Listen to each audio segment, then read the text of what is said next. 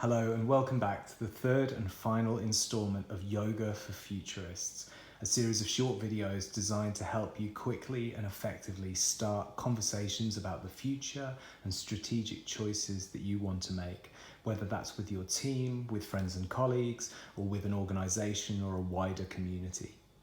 Everything in these videos is designed to be done in a way that requires only a pen, a paper, and space to chat. And if you're really pressed for time or you just want to get a conversation started, this is all work that can be fit into a leisurely coffee break. I'm Matt Finch, and if there's anything you hear in this video or you come across in previous installments which you'd like to know more about, or there's anything you'd like to share about how you do futures work, the kind of conversations you have, do get in touch. I'm Dr. Matt Finch on social media. And you can also find me on my website, mechanicaldolphin.com, where there's also further reading, articles, prompts and provocations relating to the topics and issues we'll be discussing today. Just by way of a recap, in the first installment of this series, we talked about how people see the future through a kind of viewfinder, and the frame through which we look at the future is limited by the time, energy, money, resources and appetite we have for looking at the world to come. Now, the wonderful thing about that viewfinder is that it is quite flexible, and if we need to adjust it because we think we need to take into account a new technology or perhaps a demographic change that we think is coming for our users or our staff or some other factor, we can pay attention to those new territories. But because our time and our appetite and our capacity is limited, that also creates new blind spots for us. And what makes it doubly difficult is that this viewfinder is itself irregular. It is shaped by the way that our organisation chooses to document strategic conversations and plans. It's shaped by the preferences of our leadership team. Sometimes a whole sector may have an industry blind spot that they ignore or don't discuss. And whatever happens, we have to try and look at the world to come through this viewfinder. That's why we talk about yoga for futurists, because the two things we can cultivate to cope with this are flexibility, so that we adjust the frame to conditions as they arise, and mindfulness, so that we always remember and attend to the fact that there is lots of space beyond our viewfinder which we're simply not able to address. And keeping these two things in mind will improve the quality of our strategic conversations and the decisions that we make. In the first video, we used an activity called Arrows of Time, which comes from this book, Strategic Reframing by Rafael Ramirez and Angela Wilkinson. And Arrows of Time allowed us to think about factors coming from the future and factors that would still be with us from the past. Over here in the bottom corner, we talked about all the things that would still be with us that are not going away anytime soon, that we would have to take into account, even here in the present, making decisions about the future. And up here on the top right-hand side, we thought not just about the things that we expect or have planned for, or even the contingencies we've allowed for. We also talked about our hopes and fears, and we talked about things that could happen that would truly blindside us, the things we haven't prepared for or allowed for. And this helped us to think about travelling into the future in a different way. And after spending some time reflecting on what those arrows might tell us and the different possible futures we might have, the different opinions that we might have about which legacy issues and things from the past would still be with us in the present, we settled down to answer the question, what are we going to do? And we addressed this in the second video by thinking about setting an overall command intent, giving example actions of how we might achieve our strategic goal, setting measures for success and excellence, and also thinking about what activities we would stop, the things that we would sacrifice, give up on, or compromise in order to make sure that our organisation or group had enough energy and capacity and appetite to actually execute our plan and achieve our goal. So that was a way of thinking about the future that we might face and how we might want to steer our way into it. And in this final video, I actually want us to go beyond the group that we are actually planning for and think about the wider ecosystem that we inhabit. And this means that you are going to draw again, but you don't have to be Leonardo da Vinci. As you can see from this video, it's something you can simply do at the table, quickly and effectively without having to worry too much about artistic excellence or a degree of formality. You're simply going to draw a spider diagram of everyone that you interact with. That means you put yourself in the center, and by that I mean you or the people that you are planning for, whether that's your team or your organization or your community. And around that, you're simply going to map out everyone that you interact with, whether that's users or clients, suppliers, stakeholders, bosses, other divisions of your organization, rivals, regulators. Usually I encourage people, first of all, just to take 5 minutes or so to map out as many relationships as they can and trust that the most important ones will come to mind and then make their way onto the piece of paper. And then after 5 minutes or so, stop, reflect, look at the diagram you've drawn and think, is there anyone we've missed? Who have I overlooked? And just add any more relationships you need to. And of course you can do this alone, but you can also do it collaboratively, which also helps to make sure that you don't overlook anyone. In fact, even if you were doing this as a team, you might initially do it all individually and then compare notes to see if you're looking at that ecosystem through the same eyes.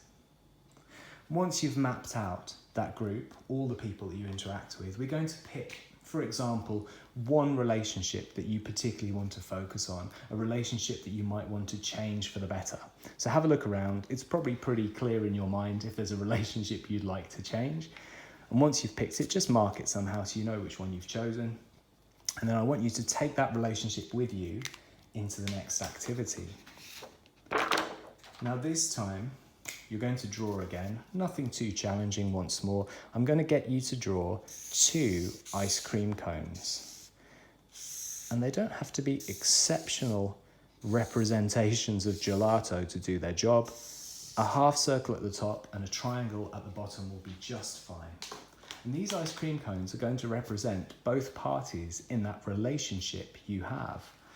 So on the right hand side, this is going to be the other party, and just in the top, in the ice cream, in that round space, I want you to jot down just bullet points and keywords, but in response to this question, in that relationship which they have with you, how do they behave?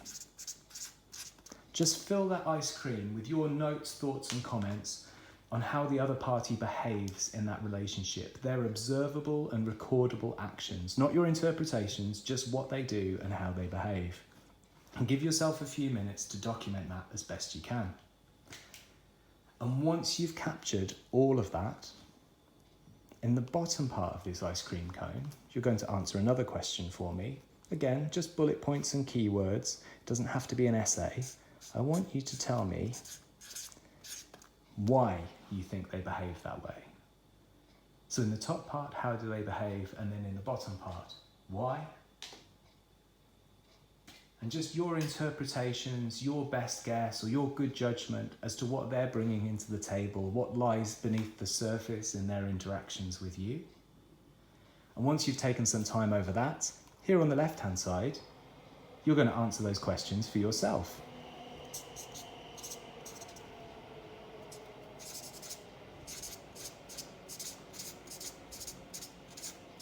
How do you behave in that relationship? And why? What are you bringing to the table when you interact with that other party? And once again, take a few minutes for each part, just dot points and keywords, but this gives you a chance to step out of your own shoes and first of all use a little bit of empathy and step into theirs and think about what might lie behind their behaviour, but then to step back completely and reflect on both of you and your interactions. And what I like to encourage people to do is take these ice cream cones and share them with a trusted colleague, with another party, discuss what's there, think about what they've noticed from doing this exercise, and then maybe come up with actions that they could take in order to improve that relationship. And this is something we do when we're talking about customer service or team building or changing internal dynamics, as well as when we're thinking about the future. So you make your ice cream cone. How do they behave? And why do you think that's so? How do you behave and why do you do so? What we're really doing here is looking at each party in that relationship in terms of their behaviour, habits, the policies and actions, And then beneath the surface, the values, beliefs, and feelings which inform that behaviour, the preferences they might be expressing, the obligations they might be fulfilling, perhaps even the history that exists between the parties in that relationship. Now, you can do this for every single relationship that you mapped out, and it will help you to better understand how you interact and relate with those parties. But from a futures perspective, I want you to reflect on how you can use the tools from the Yoga for Futurists series for each single person that you interact with, or any other strategy tool or future foresight tool or methodology, even something as basic as a SWOT analysis that identifies strengths, weaknesses, opportunities, and threats. You can use that not just for yourself, but you can also put yourself into the shoes of the other actors in your ecosystem. And the reason you do that is because the future which is coming is not yours and yours alone. It also belongs to all the people that you interact with, and you might find that these futures impact them differently to the way they impact you. And you might find that some of those futures create new people for you to interact with in your ecosystem. In some of those futures, there may be a knock-on effect that changes your relationship with the people you interact with. And in some of those futures, some of the people you interact with might simply disappear. But by starting to frame the future in terms of an ecosystem which you map, and then a set of relationships which you attend to both on the surface and beneath the surface, you'll get a deeper, richer picture of the future which your strategic decisions are going to have to inhabit.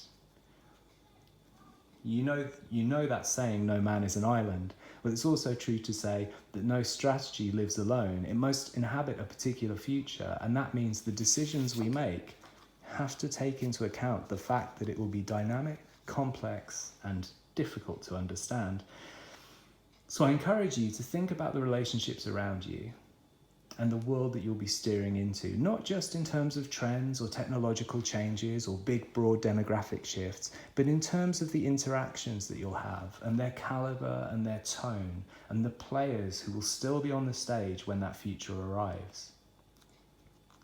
Thanks for taking the time to listen. I hope you try your hand at Yoga for Futurists and see that even if you've just got a pen and paper and a little bit of time to scribble, talk over a cup of coffee, you can really start to have a rich and meaningful strategic conversation, even in this informal way. If you like anything you've heard, or you've got any questions, or you want to share something that you've experienced while you've been thinking about the future and strategy, do get in touch. You can find me on social media, where I'm Dr. Matt Finch, or visit my website, mechanicaldolphin.com, where you can say hello, or also look at further reading on these topics and themes. Thanks for your time, and have a great day.